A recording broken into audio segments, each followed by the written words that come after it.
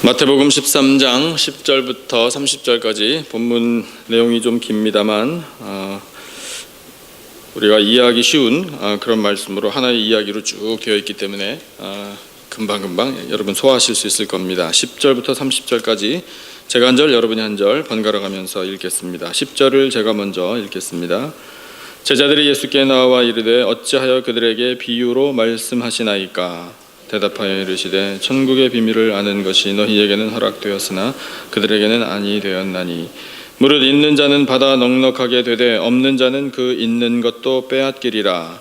그러므로 내가 그들에게 비유로 말하는 것은 그들이 보아도 보지 못하며 들어도 듣지 못하며 깨닫지 못함이니라.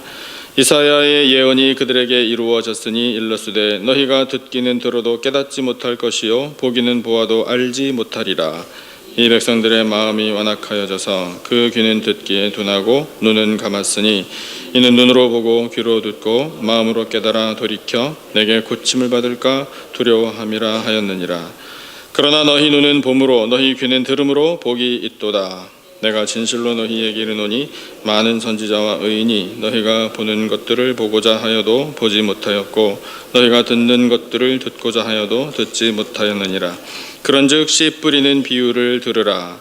아무나 천국 말씀을 듣고 깨닫지 못할 때는 악한 자가 와서 그 마음에 뿌려진 것을 빼앗나니 이는 곧 길가에 뿌려진 자요 돌밭에 뿌려졌다는 것은 말씀을 듣고 즉시 기쁨으로 받되 그 속에 뿌리가 없어 잠시 견디다가 말씀으로 말미암아 환난이나 박해가 일어날 때에는 곧 넘어지는 자요 가시떨기에 뿌려졌다는 것은 말씀을 들으나 세상의 염려와 재물의 유혹에 말씀이 막혀 결실하지 못하는 자요 좋은 땅에 뿌려졌다는 것은 말씀을 듣고 깨닫는 자니 결실하여 어떤 것은 100배 어떤 것은 60배 어떤 것은 30배가 되느니라 하시더라. 예수께서 그들 앞에 또 비유를 들어 이르시되 천국은 좋은 씨를 제 밭에 뿌린 사람과 같으니 사람들이 잘 때에 그 원수가 와서 곡식 가운데 가라지를 덧뿌리고 갔더니 싹이 나고 결실할 때에 가라지도 보이거늘 집주인의 종들이 와서 말하되 주여 밭에 좋은 씨를 뿌리지 아니하였나이까? 그런데 가라지가 어디서 생겼나이까?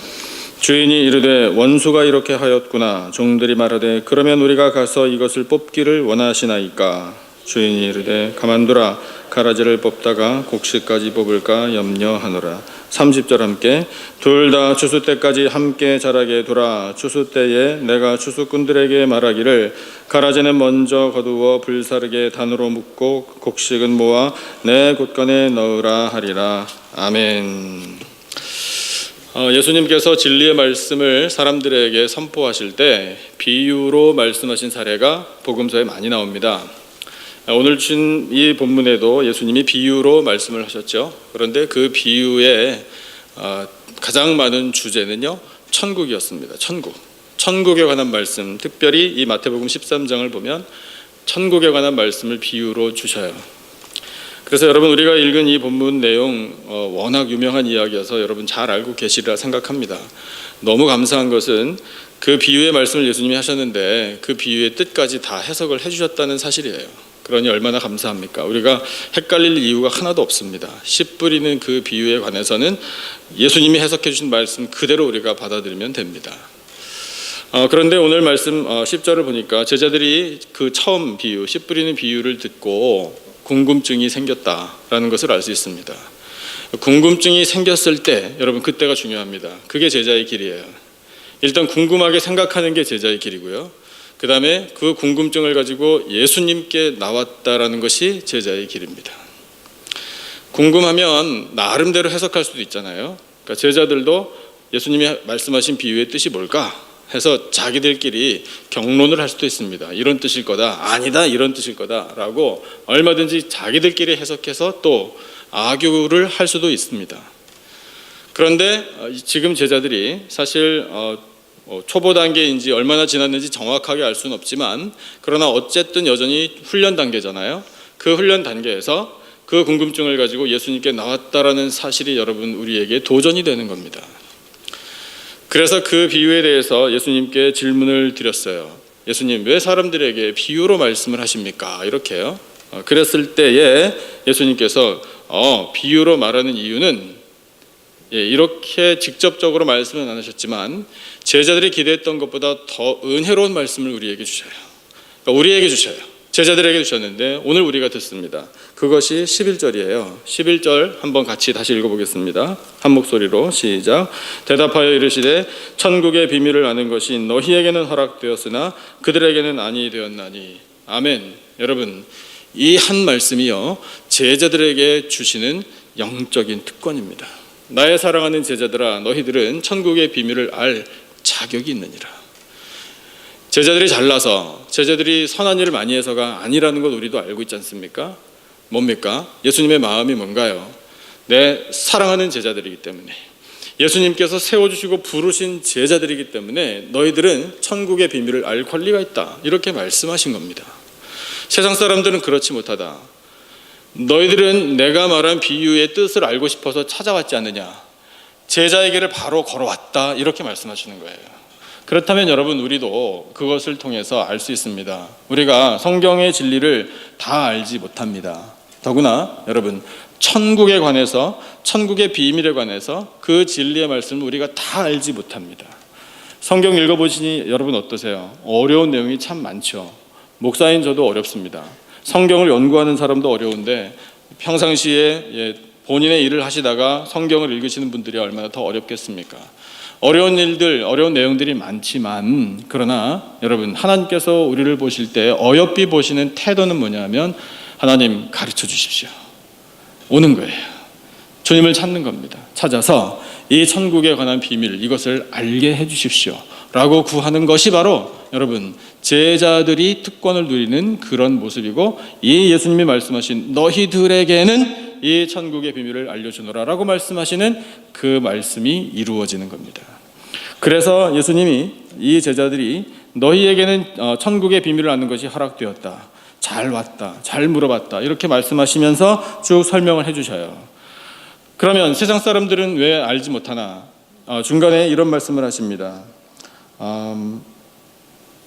이사야 선지자를 통해서도 예언을 하셨는데 사람들의 마음이 완악해졌기 때문이라, 이렇게 예수님이 말씀하셔요. 그러니까 구약시대에 오래전부터 사람들의 마음은 완악해져 왔다. 지금도 그렇다.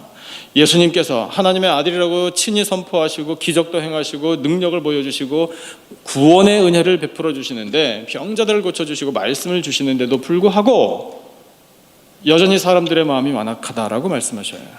그 완악함이 뜻하는 게 뭐겠습니까? 한 고집한다, 이거죠. 그런데 단순히 고집이 세다, 이것만 의미하는 게 아니라 하나님을 떠났다라는 뜻이에요. 하나님을 떠나 말씀 듣기를 거부한다라는 뜻입니다. 세상 사람들은 그렇다. 이 비유의 뜻을 잘 모르지만 알려고 하지도 않는다. 나름대로 해석해서 뭐 그런가 보다 라고 생각하고 선입견을 갖고 있다.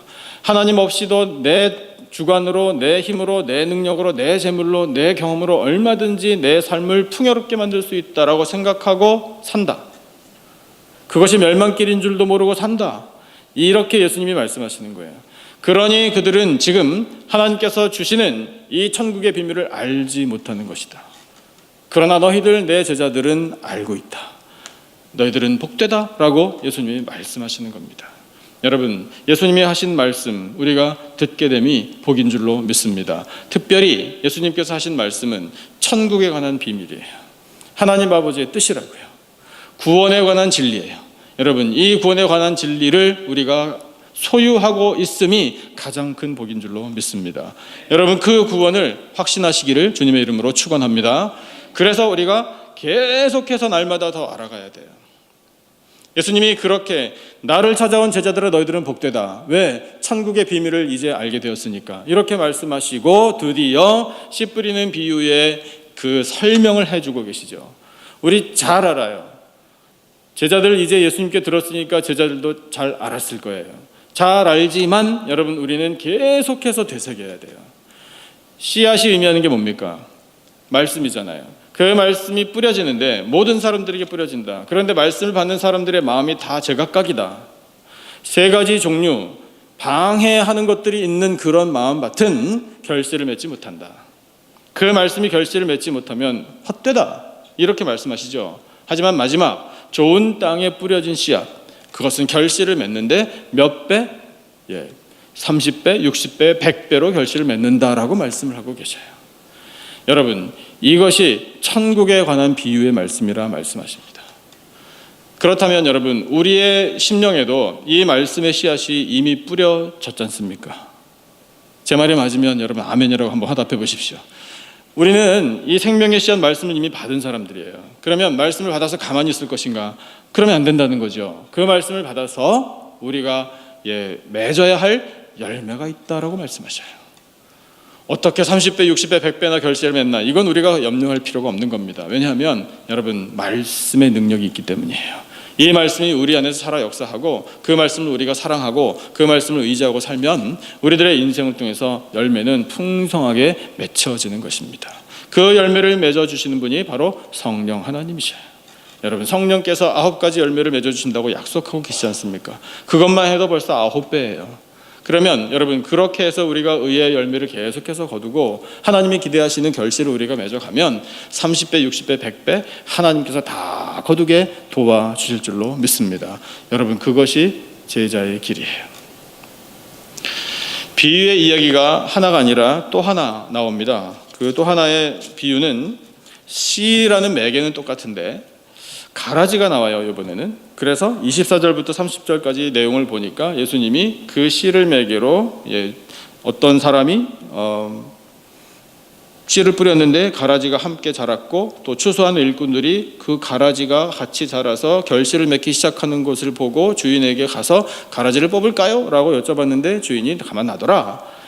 다 익을 때까지 놔뒀다가 마지막 추수할 때 나누게 될 것이다. 이렇게 말을 했다라는 비유의 말씀을 하셔요. 여러분, 이 비유도 천국에 관한 비유예요. 이 비유의 뜻을 정확하게 다 알고 계실 줄로 제가 생각하겠습니다. 왜냐하면 그 다음 본문에 해석하신 말씀이 있으니까 그 다음 본문을 읽어보신 분들은 어렴풋하게라도 아마 기억하고 계실 거예요. 그런데 여러분, 여기에서 제자들이 제자의 길을 걷고 있다는 사실이 나타나요. 우리가 30절까지만 읽었잖아요.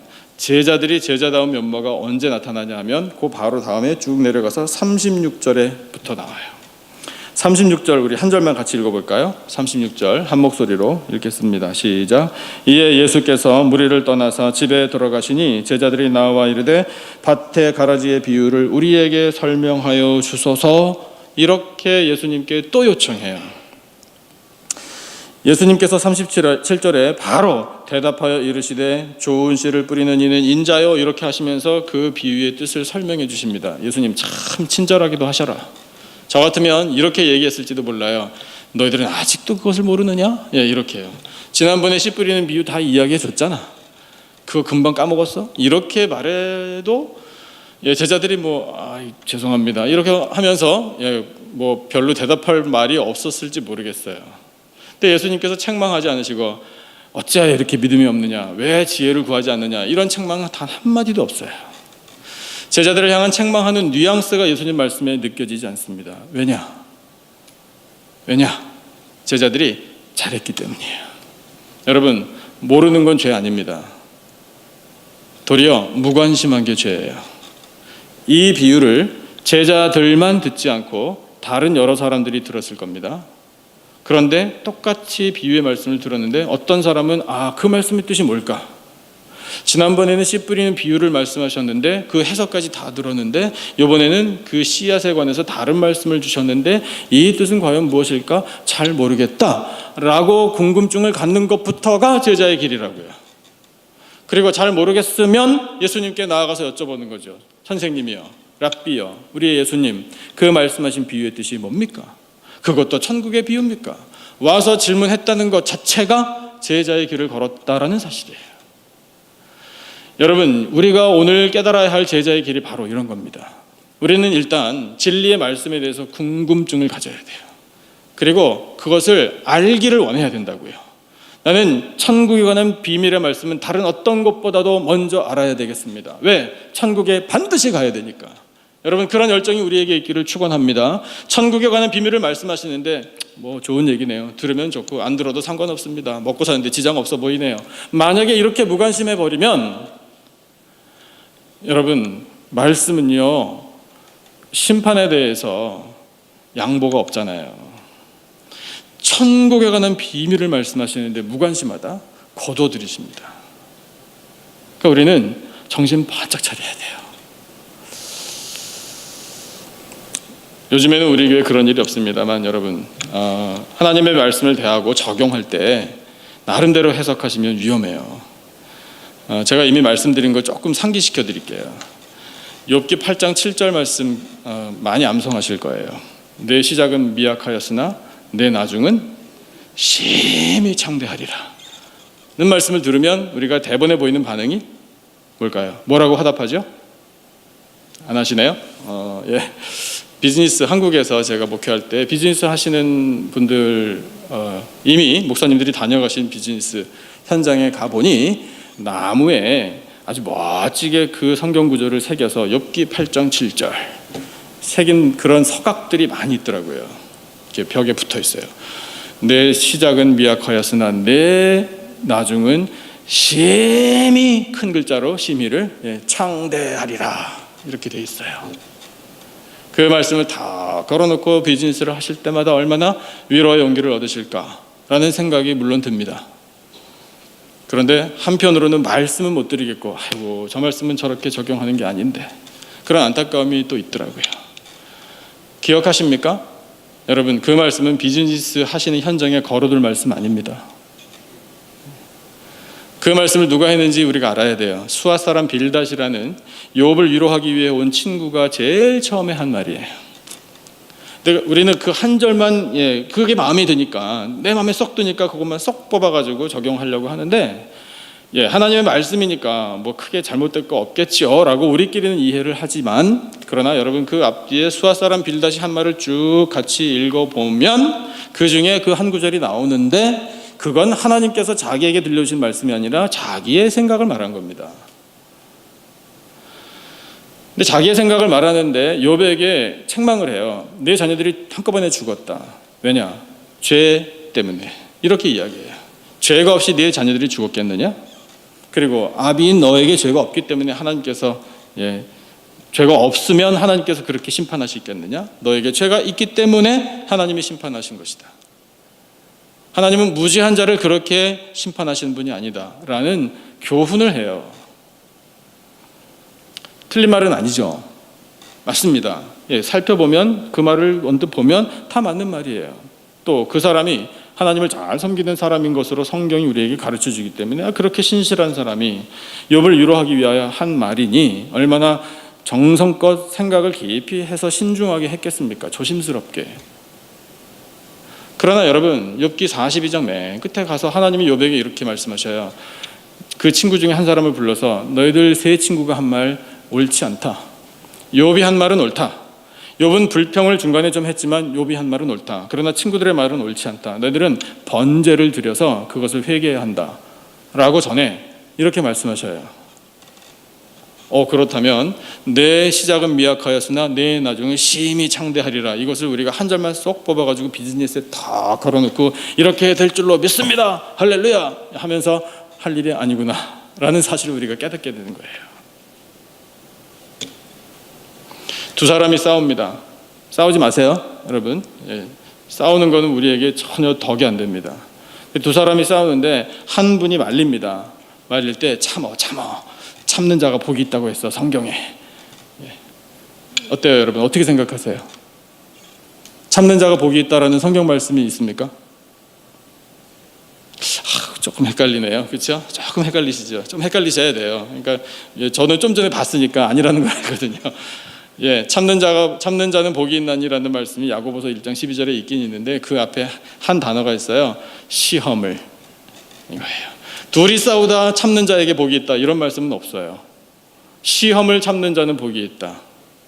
끝까지 인내하는 자에게 생명의 면류관을 줄 약속을 이루어 주신다는 말씀이에요. 그 말씀이. 그러니까 여러분, 우리가 단어 구절만 이렇게 하나씩 뽑아가지고 적용하면 성경의 뜻과는 다르게 적용이 될 수 있다는 그런 사례들이 있다고요. 몇 가지 더 말씀도 드릴 수 있지만 하여튼 그런 취지입니다. 그러니까 여러분, 우리가 말씀을 대할 때 그렇게 쉽게 적용하지 않도록 우리는 그 말씀을 전체적으로 잘 읽는 훈련도 필요한 거예요. 생각난 김에 그럼 한 가지만 더 하죠. 예수님이 천국에 대해서 말씀을 많이 하시고 그 다음에 이 가라지 비유에 등장하는 이 일꾼, 추수꾼들이 천사라고 해석해 주십니다. 천사에 대해서도 여러분 많이 아시겠지만 중세교회는 참 웃지 못할 역사를 갖고 있죠. 그 천사들이, 다양한 천사들이 성경에 나오는데 이 다양한 천사들이 한 공간에 있을 수 있을까? 이런 질문을 누가 던졌어요. 그 질문이 이렇게 계속해서 다른 이야기 이렇게 되다가 결국 무엇이 논쟁거리가 됐는지 알고 계시죠? 자, 바늘끝 위에 몇 명의 천사가 올라가서 춤을 출 수 있을까? 이거를 교회가 아규했어요. 쉽게 판단하면 이렇게 우리가 평가할 수도 있어요. 참 밥 먹고 하실 일들이 없으셨나 보다. 이렇게 해석이 돼요. 여러분, 바늘과 천사가 성경에 연결해서 나오는 구절이 없거든요. 그리고 하나님이 너희들 한번 생각해보라. 바늘끝 위에 천사가 몇 명이 올라가서 춤을 출 수 있을지 생각해 본 적이 있느냐? 이러면서 질문을 던지신 적이 없다고요. 천사는 천사고 바늘은 바늘이지. 그러니까 그런 쓸데없는 일 때문에 얼마나 많은 에너지가 소비되는지 우리가 다 알지 못합니다. 그러니까 여러분, 우리가 이 말씀을 가지고요, 더구나 천국에 관한 비밀이요, 또 하나님께서 하신 모든 일들에 대해서 나름대로 해석하는 것은 바람직한 것이 아닙니다. 그것이 잘못 나가면 위험할 수도 있거든요. 방법이 뭘까요? 여러분, 목사에게 물어보세요. 목사라고 다 아는 건 물론 아닙니다. 하지만 같이 연구할 수 있잖아요. 그건 참 어려운 문제네요. 한번 같이 연구해 보죠. 그러면서 기도하면서 이 말씀을 좀 더 해석해보고 그 뜻을 좀 더 풀어보고 하면서 깨달아보고 그리고 또 알려드리고 목사가 목사의 역할을 하도록 그렇게 여러분 해주시는 게 필요해요. 제자의 길이 그런 겁니다. 그러니까 여러분, 우리가 선포하신 말씀, 그래서 우리가 들은 말씀에 대해서 구원의 진리가 과연 어떤 것일까 알기를 힘써야 돼요. 천국에 가려면 어떤 말씀을 들어야 하나? 하나님께서 가르쳐주신 비밀은 과연 무엇인가? 하나님 나라의 일은 무엇인가? 예수님이 세상에 오셔서 하신 일은 무엇인가? 그래서 오늘 그것이 나에게 주시는 은혜는 무엇인가? 여러분, 우리가 그것을 날마다 알아가야 합니다. 그리고 알기를 원할 때 주님을 찾는 거예요. 목사를 통해서도 물론 도움을 받으실 수 있지만 여러분, 기도하셔야 돼요. 성령이여, 지혜를 허락하여 주옵소서. 이 말씀을 대할 때 깨달음을 허락해 주시고 확신케 해주시고 결단하게 해달라고 여러분 기도하셔야 합니다. 그러면 여러분, 허락하신 천국의 비밀이 이제 누구 것이 됩니까? 내 것이 되는 거예요. 그래서 이 가라지 비유에 대해서 예수님이 그렇게 말씀하시고 제자들이 물으러 왔을 때 마음속으로 칭찬해 주셨어요. 잘했다, 너희들 물으러 오니 얼마나 너희들이 복되냐 라고 말씀하시며 가르쳐 주신 이 가라지 비유를 우리가 또 알아야 하지 않겠습니까? 본문을 같이 읽어보죠. 37절부터요 43절까지 읽겠습니다. 37절로 43절까지 제가 한 절, 여러분이 한 절 번갈아 가면서 37절 제가 먼저 읽겠습니다. 대답하여 이르시되 좋은 씨를 뿌리는 이는 인자요 밭은 세상이요 좋은 씨는 천국의 아들들이요 가라지는 악한 자의 아들들이요 가라지를 뿌린 원수는 마귀요 추수 때는 세상 끝이요 추수꾼은 천사들이니 그런즉 가라지를 거두어 불에 사르는 것 같이 세상 끝에도 그러하리라. 인자가 그 천사들을 보내리니 그들이 그 나라에서 모든 넘어지게 하는 것과 또 불법을 행하는 자들을 거두어 내어 풀무불에 던져 넣으리니 거기서 울며 이를 갈게 되리라. 43절 함께 그때의 의인들은 자기 아버지 나라에서 해와 같이 빛나리라. 귀 있는 자는 들으라. 아멘. 여러분 보세요. 이 천국의 비밀을 알고 우리가 하나님의 자녀로 이 세상 살아감을 굳건히 지키는 사람, 그래서 결국 결실을 맺는 그런 사람들은 하나님의 나라에서 해와 같이 빛나리라 약속하고 계십니다. 여러분, 이것이 오늘 우리를 향한 하나님의 은혜의 말씀인 줄로 믿습니다. 제자의 길, 우리를 제자를 삼아주셨다라는 사실 앞에 먼저 감사하시고 또 우리에게 구원의 진리, 천국의 진리를 가르쳐 주심에 감사하시고 그것을 깨달아 알게 하심에 또한 감사하시고 깨달아 알게 된 이 진리를 잘 지켜서 결실을 풍성히 맺고 마지막 날, 이 마지막 날에 하나님의 곳간에 들어가는 그런 곡식들처럼 우리 하나님 나라의 해같이 빛나는 귀한 존귀한 하나님의 백성들이 다 되시기를 주님의 이름으로 축원합니다.